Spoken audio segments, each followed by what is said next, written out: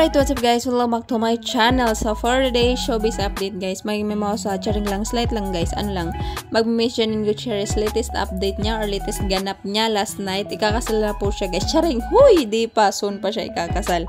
Lang guys, umattend siya ng bridal shower ni Mikey na best friend niya, na fiancé na Robby Domingo, na best friend niya din si Robby Domingo guys. So ito yung ganap nila last night.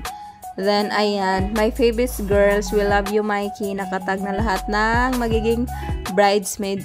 Malapit na yung kasal nila, guys. So, abangan na lang natin din. Ayan, si Janine sa gilid, then other bridesmaid. So, ayan, parang nakaano sila lahat, guys. May ano sila sa ulo lahat. Ang tawag dyan, nakalimutan ko, sorry.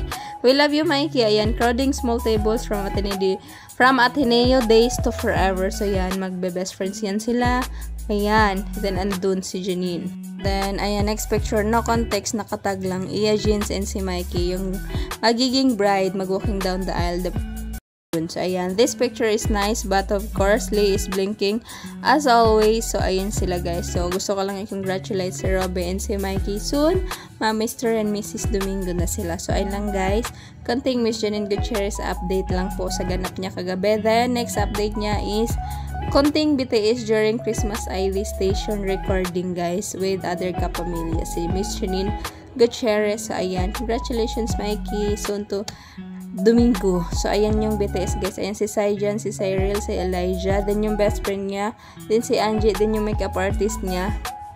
So, ayan sila guys. So, ayun lang guys. Konting BTS lang po during Ibisabel Christmas Station ID recording. So, ayan si Miss Janine with him. Dirty Linen.